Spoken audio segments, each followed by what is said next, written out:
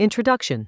Volume 24 begins the first half of the final battle arc. The story moves away from ordinary family life and into the larger war against Hitagami, with Rudius and Orsted preparing for Geese's next move. Rudius understands that Geese is no longer just an old friend who betrayed him. Geese is now gathering powerful allies for Hitagami, so every decision has to be made as part of a larger war plan. The team studies the map and starts thinking like commanders. The Byeral Kingdom becomes the next important location, because clues point toward Ruijerd and the Supered survivors there. Teleportation magic and travel routes are prepared carefully. This is not a random adventure. It is a calculated mission to find allies before Geese's side becomes too strong. Before leaving, Rudius sees his family again and feels the reason behind the mission. He is not fighting for glory. He is trying to protect the peaceful home he finally built. Event 1.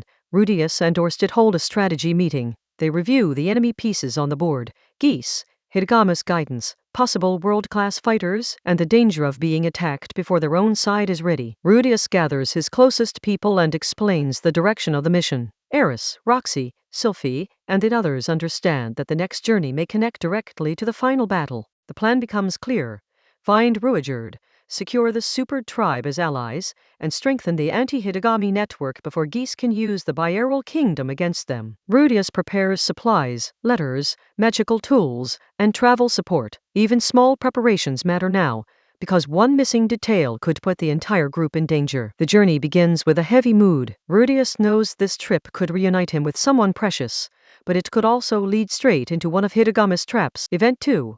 The group travels toward the Byeral Kingdom, crossing cold roads, forests, and mountain routes. The landscape feels far from the familiar comfort of Sharia. When they reach Iral City, Rudius begins looking for any information connected to Ruijerd or the Supered. The city is busy, guarded, and politically tense. Officials and soldiers are cautious because the Supered name still carries fear. Even after all these years, old prejudice remains one of the biggest obstacles. Rudius checks rumors, sketches, and witness accounts. The search is difficult because the people he is looking for are hidden, feared, or protected by secrecy. Eventually, the clues point away from the city and toward the remote wilderness. If Ruijerd is alive and nearby, he is not living openly among humans. Event 3. Rudius continues chasing the sought-after person. Every rumor matters, and every witness could be the difference between finding Ruijerd or losing precious time. The party meets rough locals, travelers, and people who have seen green-haired warriors in the distant forest. Some speak with fear, while others seem strangely respectful. A key lead finally appears. A hidden settlement deep in the wilderness where Supered survivors may be living together. Rudius follows that lead with mixed feelings. He wants to see Ruijerd again, but he also knows that the Supered may have many reasons not to trust outsiders. When the forest path opens toward a secluded village, the mission changes from investigation to reunion. Rudius is about to face the past he has carried since his childhood journey. Event 4.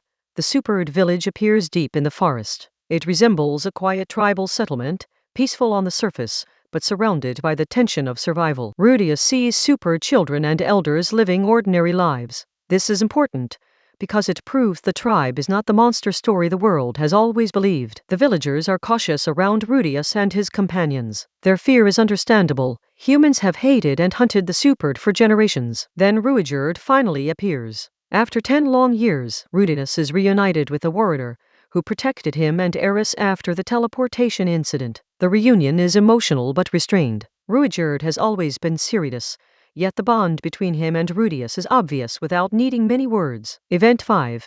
Rudius explains why he has come. He needs Ruijerd's help against Geese and Hitagami, and he also wants the Supered to survive the coming conflict. Ruijerd listens, but the answer is not simple. He now carries responsibility for an entire village, not only his own honor as a warrior. The villagers gather to hear Rudius's words. Asking them to trust outsiders and join a dangerous conflict is not something they can accept immediately. Rudius speaks honestly about the future Laplace War and the danger of Hitagami. He is not trying to command the Supered.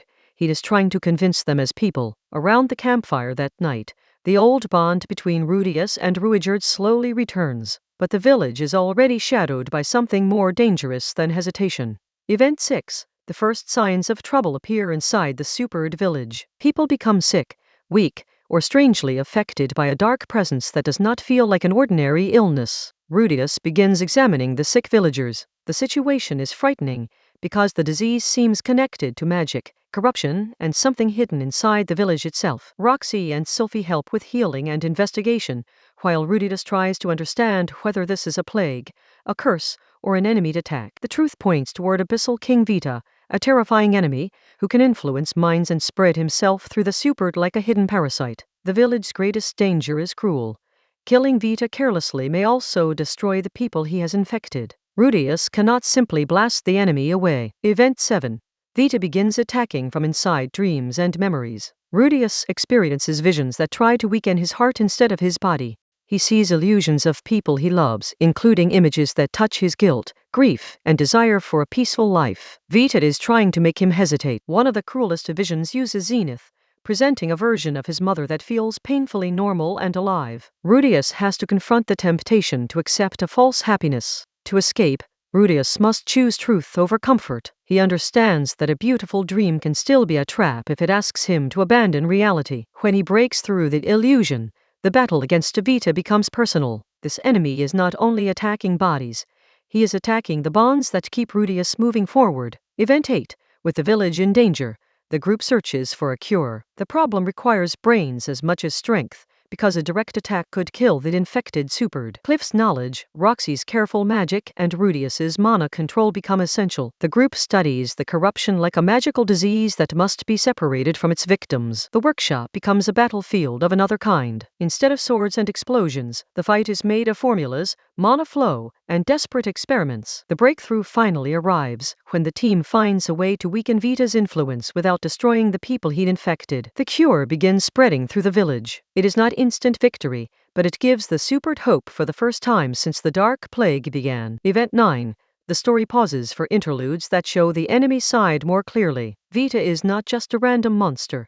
He has motives, pride, and a role in Hidegami's larger design. Vita's connection with Raxos and the enemy network helps reveal how Geese is gathering dangerous pieces from across the world. These scenes make the conflict feel wider than one village. Every enemy has a history, and every hidden alliance makes the future battle more complicated. For Rudius, this means there is no time to relax. Even when he wins locally, Geese's side may already be moving somewhere else. The interludes darken the mood of the volume. The superd crisis is only one part of a much larger trap being built around Orsted and Rudius. Event 10. After stabilizing the village, Rudius moves toward the capital of the Bieral Kingdom. The next battle is political. He needs the kingdom to stop treating the superd as enemies. The capital is crowded and heavily guarded. Rudius must deal with officials, nobles, and military leaders who are already afraid of the superd name. Rudius presents evidence and arguments carefully. He cannot simply demand cooperation. He has to change how powerful people see the tribe. Ruijerd and the superd representatives stand before human authority. It is a tense scene because centuries of fear are being challenged in one negotiation. The king and his advisors are not easily convinced, but Rudius keeps pushing. If the kingdom attacks the village, Hidegami's side wins without needing to lift a sword. Event 11. Rudius proposes a direct solution. Let important people visit the superd village and see the truth for themselves. This becomes the 4-day educational tour. The tour is risky, because one misunderstanding could restart the old hatred immediately.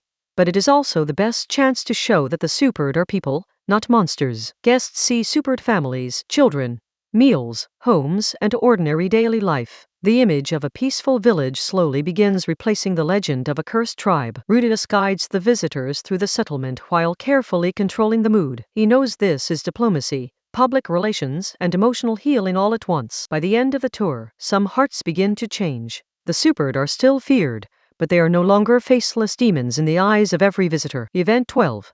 The village experiences a brief period of warmth. Rudius and his companions share meals, train, and speak with the superd as allies rather than strangers. Ruijerd sees how far Rudius has come since the boy he once protected. Rudius is now a husband, father, magician, diplomat, and commander. The superd children and families become the emotional center of the arc. Their survival matters, because they represent the future Ruijerd has been trying to protect. Even Eris, Roxy, and Sylphie connect with the village in their own ways. The group is no longer just passing through, they are becoming part of the superd's story. For a moment, it feels like the mission may succeed peacefully, but the title of the final chapter, Disappearance, hints that the calm will not last. Event 13. Someone disappears, and the village's fragile peace breaks. Rudius realizes that the enemy has not stopped moving just because the plague was treated. The group searches the empty places of the village, checking homes, forest paths, and traces of dark magic. Panic spreads quickly because everyone knows Vito was only one part of the enemy plan. Rudius pushes himself to track the missing person, while keeping the village from collapsing into fear. The situation becomes a race against hidden enemies. The clues point toward Gisa's larger strategy. Hitagami's side is testing weaknesses, creating confusion and preparing for a future attack. By the end of this section, the mission has changed again. Rudius no longer only needs cooperation from the kingdom, he needs to prepare for war arriving at the village itself. Event 14. The threat of invasion becomes real. Enemy forces begin gathering, and the supered village must think about defense instead of only diplomacy. Rudius, Ruijerd, Eris, Roxy, Sylphie, and the others discuss battle plans. Everyone understands that if the village falls, the supered may lose their future forever. The warriors prepare their weapons, while the non-combatants face the fear of another disaster. The volume shows that war is not only about fighters, it is also about the people they protect. The enemy army's approach hangs over the landscape like a storm. Even after the plague and political negotiations, the village is not safe yet. This section sets up the next volume's larger conflict. The first half of the final battle arc has gathered the pieces. Now those pieces are ready to collide. Conclusion.